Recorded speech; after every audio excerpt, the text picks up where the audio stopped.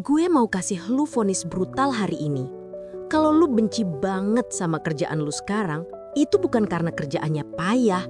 Itu karena lu belum kecanduan. Kedengeran gila? Tunggu dulu, karena ini mungkin satu-satunya hal yang perlu lu denger. Biar lebih ngena, coba kita jujur-jujuran. Setiap pagi, alarm itu kayak suara tembakan pistol di samping kuping. Lu bangun, nyeret badan ke kamar mandi, terus ke kantor cuma buat natap layar dengan tatapan kosong. Hidup lu baru dimulai pas jam 5 sore. Lu ngerjain tugas pasti, tapi nggak ada apinya, nggak ada gregetnya, cuma rutinitas yang bikin mati rasa. Yang lebih ngeselin, lu lihat kolega di sebelah lu, matanya berbinar-binar pas ngomongin spreadsheet. Dia kayak terobsesi, dan lu cuma bisa nanya dalam hati, ini orang kenapa sih? Apa yang salah sama gue? Kenapa gue benci banget ada di sini? Nah, pertanyaan itu muncul karena kita semua dicekokin sama mitos-mitos sampah. Omong kosong kayak, temukan passionmu, maka kamu nggak akan kerja sehari pun. Atau, pekerjaan yang bagus itu harusnya selalu fun. Atau yang paling klasik, gaji gede dan promosi bakal bikin lu bahagia. Bullshit. Kalau lu benci kerjaan lu, jalan keluarnya bukan langsung resign. Dengerin diagnosa sebenarnya. Candu pada pekerjaan itu nggak muncul dari passion abstrak yang tiba-tiba lu temukan. Candu itu dibangun dari dua hal, penguasaan dan dampak. Lu benci karena lu belum cukup jago. Lu benci karena lu ngerasa nggak ngaruh. Pekerjaan yang berharga itu nggak pernah gampang. Justru kesulitannya itulah yang bikin nagih. Kebencian lu itu cuma sinyal, alarm darurat dari otak lu yang bilang, hey, gue ngerasa nggak kompeten di sini, gue ngerasa nggak berdaya, gue nggak ngelihat hasil dari keringat gue. Itu doang. Nah, sekarang kita udah tahu alarm itu bunyi karena apa. Jadi, apa selanjutnya? Terus-terusan hidup di bawah tekanan rasa nggak kompeten dan nggak berdaya itu, jujur aja, receh banget. Hidup ini terlalu singkat buat buang-buang energi mental lo mikirin keputusan-keputusan receh yang bikin lo nggak nyaman setiap hari. Ini waktunya kita berontak. Berontak dari siklus kebosanan, berontak dari rasa nggak berdaya, berontak dari energi yang terkuras habis karena hal-hal kecil yang sebenarnya bisa lo kuasai. Ini yang bakal bikin lo balik kendali dan ciptain kebebasan mental di pekerjaan lo. Pertama, dengerin baik-baik. Lo nggak bisa ngalahin semua musuh sekaligus. Ini bukan film superhero. Lo cuma punya energi terbatas, dan kalau lo coba perbaiki semua yang lo benci di kerjaan lo cuma bakal stres lagi. Tapi kali ini dengan tujuan yang nggak jelas. Ini kayak lo mau bersih-bersih rumah, tapi mulai dari nyapu, terus nyuci piring, terus tiba-tiba ngecat tembok. Chaos. Energi lo buyar kemana-mana, dan pada akhirnya nggak ada yang bener-bener beres. Pilih satu area spesifik di kerjaan lo yang paling lo benci, yang paling bikin lo ngerasa bego, yang paling bikin lo ngeluh ke teman-teman lo di bar. Mungkin itu bikin laporan bulanan yang bikin mata lo perih. Mungkin itu public speaking di depan atasan yang bikin lutut lo gemeteran. Mungkin itu coding fitur baru yang bikin lo pengen banting keyboard. Itu target pertama lo. Target yang jelas, spesifik, dan terukur. Anggap ini kayak misi rahasia. Gue cuma akan fokus ngalahin musuh ini dulu. Dengan fokus pada satu area, lo bisa mengerahkan semua energi tempur lo ke sana. Sampai lo ngerasa nggak lagi bego. Dan itu adalah kemenangan pertama lo. Bayangin lo seorang marketing manager yang jago banget bikin strategi dan ide-ide kreatif. Tapi benci banget sama tugas data analisis untuk laporan performa campaign. Setiap bulan, lo menghabiskan berjam-jam cuma buat ngumpulin angka, bikin grafik, dan lo ngerasa kayak orang paling bodoh di ruangan itu.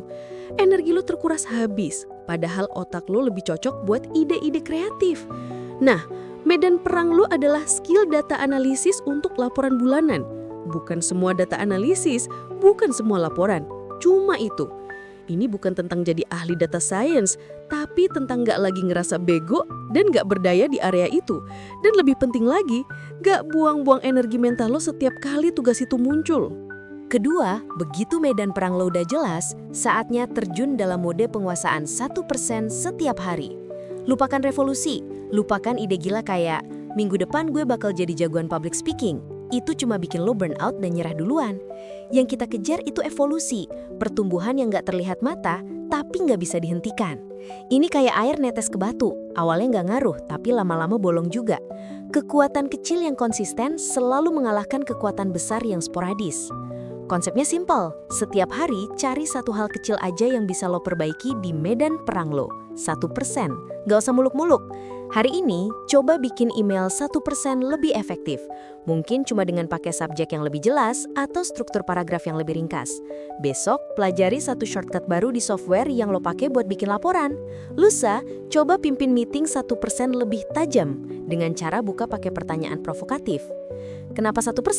Karena itu realistis, nggak menakutkan, dan nggak nguras energi. Bayangin efek compoundingnya, 1% setiap hari selama setahun itu bukan cuma 365%, itu pertumbuhan eksponensial yang bakal bikin lo kaget sendiri. Ini bukan tentang jadi sempurna, tapi tentang nggak pernah berhenti jadi lebih baik.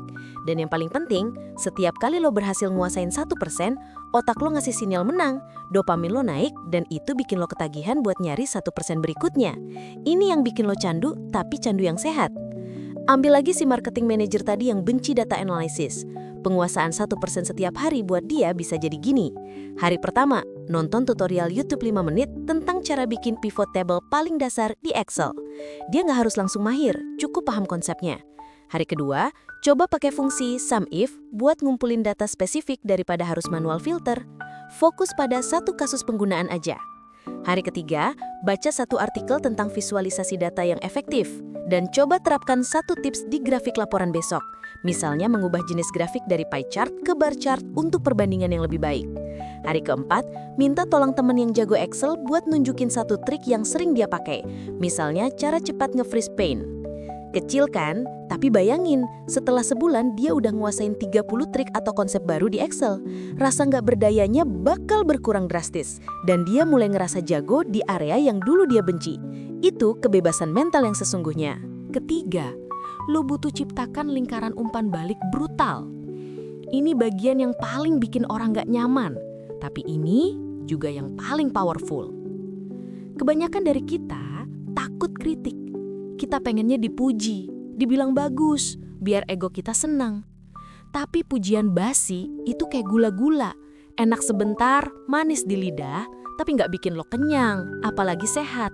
Pujian basi justru bikin lo stagnan dan nggak berkembang. Yang lo butuh itu adalah kebenaran yang menyakitkan. Cari orang di sekitar lo, rekan kerja, atasan, bahkan teman yang juga di industri yang sama, yang lo tahu nggak akan ngasih lo pujian basi. Mereka yang berani ngomong apa adanya, tapi dengan niat baik buat bikin lo maju. Jangan cuma bilang, gimana presentasi gua tadi? Itu pertanyaan sampah. Itu cuma ngundang jawaban basa-basi. Lo harus minta kritik yang pedes, yang spesifik. Contohnya, bro, tadi presentasi gua di bagian mana yang paling ancur? Jujur aja, apa yang paling bikin lo bingung atau bosan? Atau, di laporan gua tadi, bagian mana yang paling gak jelas atau yang bisa gua singkat lagi? Gua siap dengerin yang jujur. Kenapa brutal? Karena otak kita seringkali punya blind spot. Kita nggak sadar kesalahan kita sendiri. Kritik yang spesifik itu kayak senter yang nyorot ke area gelap itu. Rasanya memang sakit, kayak luka kecil di awal. Tapi lo harus terima luka itu, proses rasa sakit itu, dan pakai itu sebagai bahan bakar buat jadi lebih baik. Ingat, ini bukan serangan pribadi. Ini adalah data. Data yang lo butuh buat penguasaan 1% lo. Tanpa umpan balik yang jujur, lo cuma muter-muter di tempat. Mikir lo udah jago, padahal masih banyak bolongnya. Ini booster tercepat buat skill lo. Kita balik ke marketing manager yang sekarang udah lumayan jago bikin laporan data. Setelah dia bikin laporan bulanan pakai skill 1% yang dia pelajari, dia tidak cuma kirim ke atasan. Dia samperin seorang senior data analis di tim lain atau bahkan teman yang jago Excel.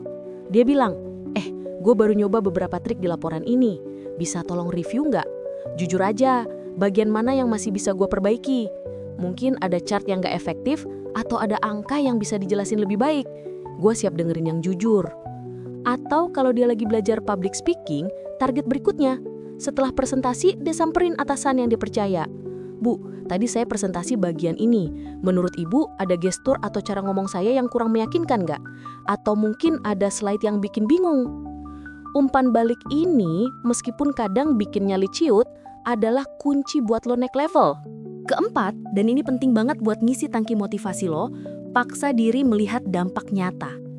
Salah satu alasan kenapa kita benci kerjaan itu karena kita merasa kayak robot. Cuma muter baut, nggak ngerti ini baut buat apa, atau mesin ini nanti jadi apa. Otak kita itu wired buat tujuan, buat makna. Kalau kita nggak lihat dampak dari keringat kita bakal ngerasa kosong, nggak berdaya, dan benci sama kerjaan itu. Kita butuh tahu bahwa kita ngaruh. Sekecil apapun tugas lo, sereceh apapun kedengarannya, lo harus paksa diri lo buat cari hubungannya ke gambaran besar. Gimana laporan data yang lo benci itu ngebantu tim marketing, bikin campaign yang lebih efektif dan menghemat budget. Gimana email rapih yang lo kirim bikin klien senang dan akhirnya nambah kepercayaan ke perusahaan lo, yang berarti nambah revenue. Gimana coding fitur kecil itu mempermudah hidup jutaan user dan bikin mereka betah pakai produk lo. Terkadang dampaknya nggak langsung kelihatan. Disitulah lo harus menciptakan sendiri dampaknya.